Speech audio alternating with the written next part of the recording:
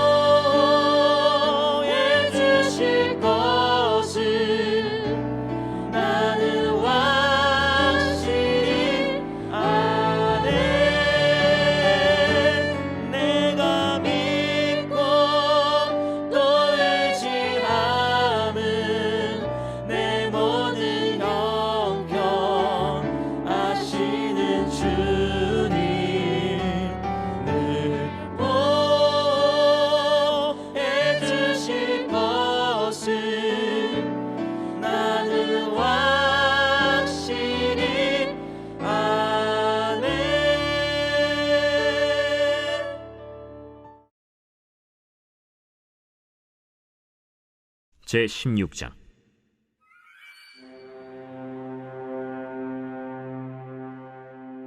다윗이 마루턱을 조금 지나니 무비보셋의 종 시바가 안장 지은 두 나귀에 떡 200개와 건포도 100송이와 여름과일 100개와 포도주 한 가죽 부대를 싣고 다윗을 맞는지라. 왕이 시바에게 이르되, 내가 무슨 뜻으로 이것을 가져왔느냐? 나귀는 왕의 가족들이 타게 하고 떡과 과일은 청년들이 먹게 하고 포도주는 들에서 피곤한 자들에게 마시게 하려 함이니이다. 내 주인의 아들이 어디에 있느냐? 예루살렘에 있는데 그가 말하기를 이스라엘 족속이 오늘 내 아버지의 나라를 내게 돌리리라 하나이다. 무미보셋에게 있는 것이 다 내 것이니라.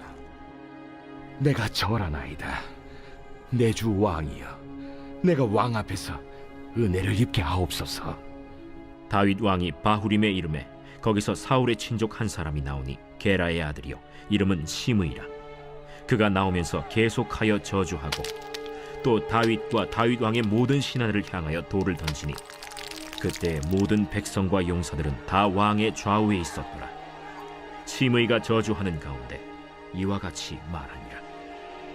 피를 흘린 자여, 사악한 자여, 가거라, 가거라. 사울의 족속의 모든 피를 여호와께서 내게로 돌리셨도다. 그를 이어서 내가 왕이 되었으나 여호와께서 나라를 내 아들 압살롬의 손에 넘기셨도다. 보라, 너는 피를 흘린 자이므로 화를 자초하였느니라 하는지라. 스루야의 아들 아비새가 왕께 여짜오되, 이 죽은 개가 어찌 내 주 왕을 저주하리까? 청하건대 내가 건너가서 그의 머리를 베게 하소서. 스루야의 아들들아, 내가 너희와 무슨 상관이 있느냐? 그가 저주하는 것은 여호와께서 그에게 다윗을 저주하라 하심이니 내가 어찌 그리하였느냐 할 자가 누구겠느냐? 또 다윗이 아비새와 모든 신하들에게 이르되, 내 몸에서 난 아들도 내 생명을 해하려 하거든 하물며 이 베냐민 사람이랴. 여호와께서 그에게 명령하신 것이니 그가 저주하게 버려두라. 혹시 여호와께서 나의 원통함을 감찰하시리니 오늘 그 저주 때문에 여호와께서 선으로 내게 갚아주시리라. 다윗과 그의 추종자들이 길을 갈 때 시므이는 산비탈로 따라가면서 저주하고 그를 향하여 돌을 던지며 먼지를 날리더라. 왕과 그와 함께 있는 백성들이 다 피곤하여 한 곳에 이르러 거기서 쉼이라. 압살롬과 모든 이스라엘 백성들이 예루살렘에 이르고 아히도벨도 그와 함께 이른지라. 다윗의 친구 아렉 사람 후세가 압살롬에게 나갈 때에 그에게 말하기를, 왕이여 만세! 왕이여 만세! 하니 압살롬이 후세에게 이르되, 이것이 내가 친구를 후대하는 것이냐? 내가 어찌하여 내 친구와 함께 가지 아니하였느냐? 그렇지 아니하니이다. 내가 여호와와 이 백성 모든 이스라엘의 택한 자에게 속하여 그와 함께 있을 것이니이다. 또 내가 이제 누구를 섬기리이까? 그의 아들이 아니니까. 내가 전에 왕의 아버지를 섬긴 것 같이 왕을 섬기리이다. 압살롬이 아히도벨에게 이르되, 너는 어떻게 행할 계략을 우리에게 가르치라. 왕의 아버지가 남겨두어 왕궁을 지키게 한 후궁들과 더불어 동침하소서. 그리하면 왕께서 왕의 아버지가 미워하는 바 됨을 온 이스라엘이 들으리니 왕과 함께 있는 모든 사람의 힘이 더욱 강하여지리이다. 이에 사람들이 압살롬을 위하여 옥상에 장막을 치니 압살롬이 온 이스라엘 무리의 눈앞에서 그 아버지의 후궁들과 더불어 동침하니라.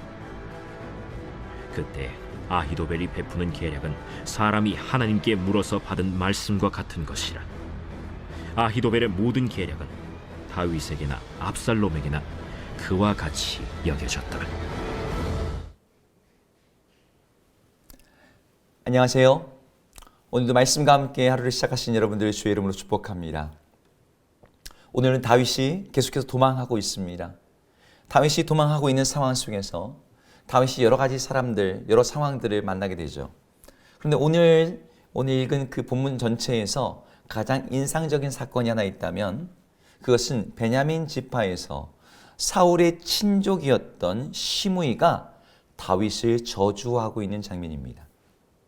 압살롬의 반역과 다윗의 도망 사이에 이 시므이는 그것이 하나님의 저주, 특히 사울의 집안에 대해서 다윗이 행했던 것에 대한 하나님의 심판이라고 그것을 해석하면서 다윗을 저주했을 때 이 신하들은 그런 시므이를 참지 못하고 그를 처단하겠다라고 나섭니다. 하지만 다윗은 그런 신하들을 제지했어요. 여러분 어떻습니까? 아무리 피난 중에 있다고 해도 다윗은 엄연히 이스라엘의 왕이에요. 그리고 다윗은 그런 시므에 대해서 충분히 자기의 원수를, 그 말을 갚아줄 수 있는 사람이었어요. 그런데도 불구하고 시므이는 왕 앞에서 저주와 폭언과 욕설을 늘어놓았습니다. 이것은 그 어떠한 신하들도 할 수 없는 말, 아니 다윗의 원수라 할지라도 함부로 말할 수 없는 그런 내용이었어요. 왜냐하면 자기 앞에 있는 그 다윗이 왕이기 때문만이 아니라 지금 시므이가 하고 있는 저주가 여호와의 이름으로 하고 있는 저주였기 때문이에요. 그리고 그 내용 자체는 굉장히 사실과 다른 부분이 많았습니다. 예를 들면 사울의 족속의 모든 피를 여호와께서 다윗에게로 돌리는도다 라고 말했습니다. 근데 이 말 앞에서 다윗이 정말 할 말이 많거든요. 다윗이 사울 족속의 피와 연관된 일이 없었습니다. 사울의 가문은 블레셋에 의해서 사울도 죽었고 그 아들 요나단도 죽었죠. 그의 신하들의 손에 의해서 이 사울의 마지막 그 아들이었던 왕도 반역에 의해서 죽었지, 다윗이 사울 집안에 누군가를 죽인 그런 사건이 없었어요. 오히려 사울 집안의 그 손자 무비보셋을 왕의 식탁에 앉게 하여 그의 삶을 책임져 주었던 사람이 다윗이었습니다. 그런데 시므이는 하나님의 이름을 빙자하면서 거짓되고 왜곡되고 잘못된 그런 저주를 다윗에게 쏟아붓고 있었습니다. 그럼에도 불구하고 다윗은 그런 시므이를 내버려 둬요. 그 모든 것을 감내합니다. 심이 없는 것도 아니고 그 말이 다 잘못된 것인데 왜 다윗은 그 시므이를 내버려 두었을까요? 듣지 않아도 될 저주를, 받지 않아도 될 책임을 왜 다 받으면서 다윗은 그 상황에서 억울하다고, 혹은 신하들이 그 원수를 갚겠다는 것을 굳이 말리면서까지 그 시므의 저주를 내버려 두었던 것일까요? 그것은 다윗이 기대했던 한 가지 때문이었어요. 다윗은 하나님께서 그의 원통함을 알아주시고 선하게 갚아주실 것을 기대했기에 오히려 그 저주를 기꺼이 받았던 것입니다. 하나님을 바라보고 하나님을 의지하고 하나님께 그 마음을 두고 있는 사람은 다른 사람들과 선명하게 구별되는 시간이 있는데 바로 고난의 시간에 그것이 드러나요. 고난 자체가 하나님의 사람인지 아닌지를 드러낼 수 있는 시간인 동시에 그 시간에 내가 얼마든지 그것을 피할 수 있고 내가 얼마든지 그것을 비껴갈 수 있고 내가 책임지지 않아도 되는 그것에 대해서 하나님의 사람들은 기꺼이 그것을 수용하고 기꺼이 그것을 감내한다는 것이죠. 다윗은 지금 자기가 고난당하고 있다는 것뿐만 아니라 그 고난에 대해서 보여주고 있는 태도를 통해서 하나님을 경외하고 있음을 보여주었습니다. 근거 없는 저주를 들으면서도, 거짓된 잘못된 말을 들으면서도, 왕의 권위와 왕의 위엄을 모욕하는 말을 다 들으면서도 그것을 기꺼이 견디고 참으면서 하나님께서 나의 이 억울함을, 나의 이 원통함을 풀어주신다면 그것으로 충분하다. 오히려 이것이 하나님의 은혜의 도구가 된다면 오히려 그것을 기꺼이 받겠다라는 이 태도를 통해서 정말 다윗이 누구를 경외하는지, 다윗이 정말 무엇을 기대하고 있는지를 보여주고 있는 것입니다. 우리들 중 누구도 고난이 없는 인생은 없습니다. 누구나 다 고난을 만나요. 그 고난 속에서 우리의 인생이 구별됩니다. 선하신 하나님의 주권을 인정하면서 믿으면서 주님의 자비를 바라며 고난 속에서 오히려 나를 낮출 때, 나를 겸비할 때 하나님께서 그것이 귀하게 여기십니다. 주님이 낮추실 때 막 내 스스로 일어나려고 하지 마십시오. 주님이 낮추실 때 낮아지세요. 그러면 때가 될 때 우리 주님이 높여주실 것입니다. 개구리든 메뚜기든 이상의 그 어떤 동물이든 도약을 하기 전에 모든 동물은 자기를 낮춥니다. 하나님의 사람도 바로 이걸 배워야 돼요. 하나님이 낮추실 때 우리가 기꺼이 낮아지면 하나님이 높이실 때 우리는 그 자리에서 도약할 수 있습니다. 우리 삶의 고난의 때에 기꺼이 낮아짐으로 말미암아 우리 하나님이 높아지실 때, 우리 하나님이 은혜 주실 때 그 은혜와 그 영화를 누릴 수 있는 우리 모든 성도님 되기를 주의 이름으로 축복합니다. 기도하겠습니다. 하나님, 누구에게나 고난은 찾아옵니다. 많은 사람들이 그 고난 속에서 그 고난을 거부하고 그 고난을 이겨내고 그 고난 속에서 낮아지기를 거부합니다. 그러나 주의 백성들은 오히려 그 고난의 때에 기꺼이 수치를 당하며 낮아지며 겸비해지며 이 모든 일에 뒤에 계시는 그 하나님의 주권을 인정하는 자세로 고난을 수용합니다. 오히려 그것을 통해서 우리 하나님이 나중에 이 고난을 역전하시며 이 고난을 통해서 선한 것들을 만들어내시며 이 고난 가운데 하나님께서 아름다운 상급과 영화로운 그 약속된 것들을 주실 것을 기대하기 때문입니다. 하나님, 우리의 어려운 상황 속에서 고난 가운데 바로 그 하나님의 일하심을 기대하면서 기꺼이 겸비하며 낮아지며 그래서 주님이 높이실 때 비로소 도약할 수 있는 저희 모두 되게 하여 주시옵소서. 예수 이름으로 기도드립니다. 아멘. 함께 주기도문 하시겠습니다. 하늘에 계신 우리 아버지여, 이름이 거룩히 여김을 받으시오며 나라 임하옵시며 뜻이 하늘에서 이룬 것 같이 땅에서도 이루어지이다. 오늘 우리에게 일용할 양식을 주옵시고 우리가 우리에게 죄 지은 자를 사하여 준 것 같이 우리 죄를 사하여 주옵시고 우리를 시험에 들게 하지 마옵시고 다만 악에서 구하옵소서. 대개의 나라와 권세와 영광이 아버지께 영원히 있사옵나이다. 아멘.